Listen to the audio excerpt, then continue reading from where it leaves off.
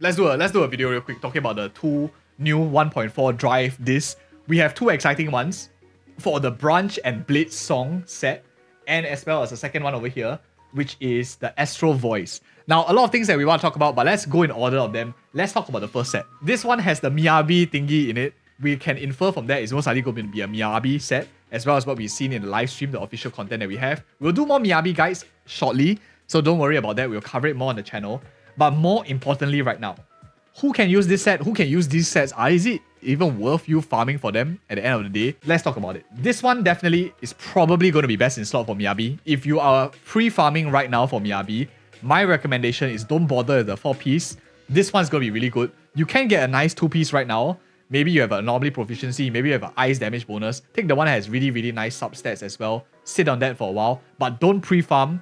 This one is going to be a lot better. We will have more guides once we have access to the advanced server, creator server as well. We'll make more guides on Miyabi specifically if you're worried about how to build her. A bit more complex because she skills off both crit and anomaly, so more testing has to be done. But this is going to be best in store for her, for sure. The question is, who else can use this set?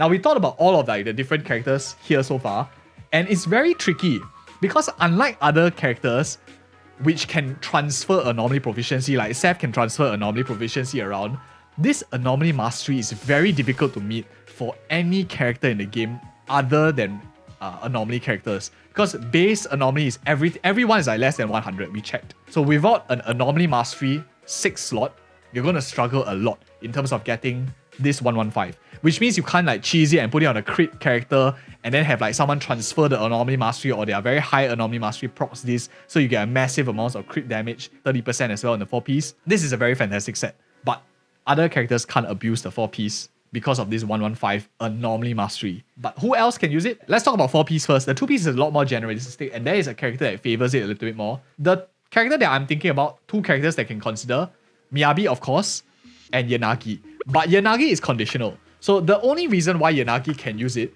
is if you are playing her as an on-field Unga character rather than an off-field character. What are you giving up? You're giving up 30 anomaly proficiency and like the full stats that you can get. Because you're probably running this as a 4-piece, maybe building her as a crit damage kind of thing. It is possible, but it has to be an on-field Unga DPS kind of Yanagi, which strays away from the damage being done in her polarity disorder. Other characters that could be possible as well is Bernice. Because Bernice, a lot of her damage also comes from critting, so not 100% of it is going to be preferred for just purely anomaly proficiency. You can build anomaly mastery on her very easily to hit this 115 and then build some crit so that she have her instances also crit.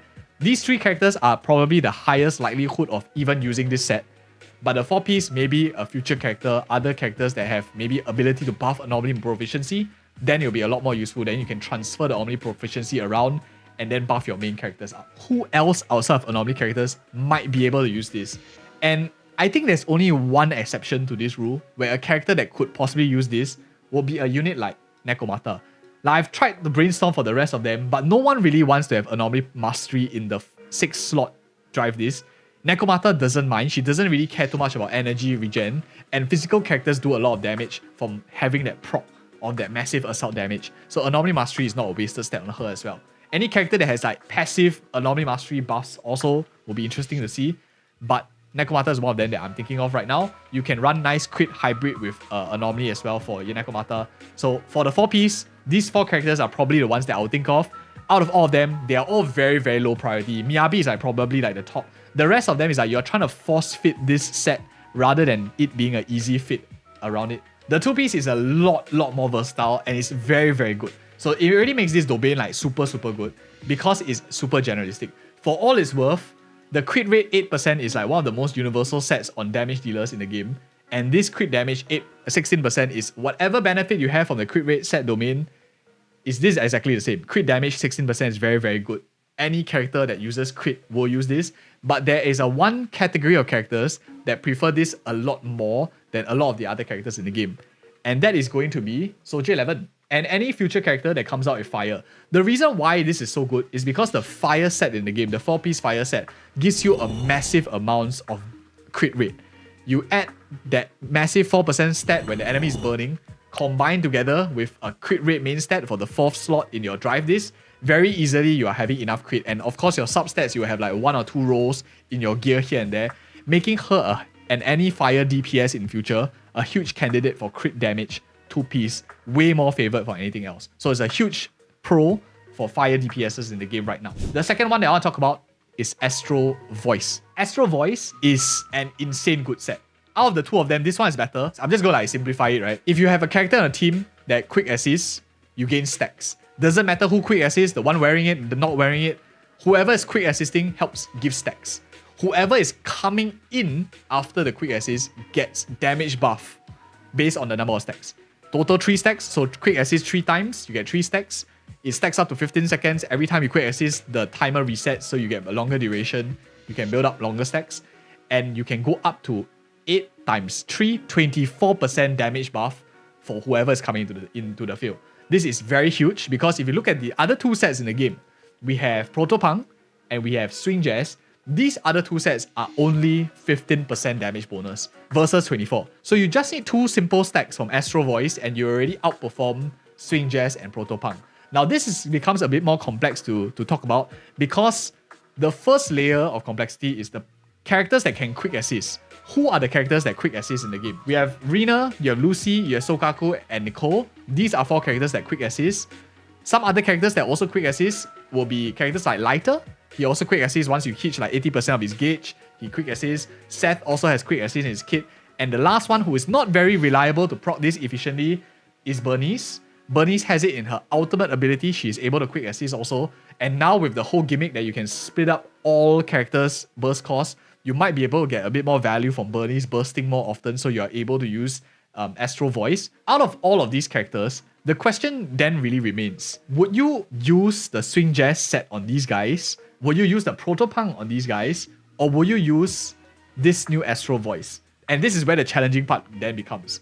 Because characters that need energy regen can use just the 2-piece. So you can go with like a 2-piece Swing Jazz, 4-piece of this new set. And I would argue that like Nicole, you could go for a 2-piece energy regen for that plus 20 and then use the Astral Voice. She quick assists quite often as well.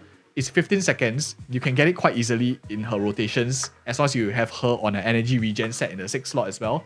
Energy regen means that you will get to have this buff at least 1 or 2 if you can do a rotation fast enough. Other characters that definitely find a lot of value is those that don't really care about either of these 2, which is characters like Lucy. Lucy doesn't care too much about shield. She doesn't care too much about energy regen anyway. This set is great for her. So very, very good on Lucy. You can slap it on her. She quick assists very easily as well, so you get stacks.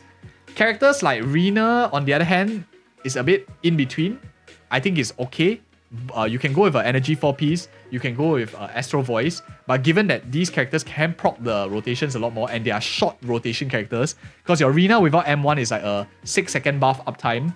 Nicole is like 7-ish seconds, 8 seconds.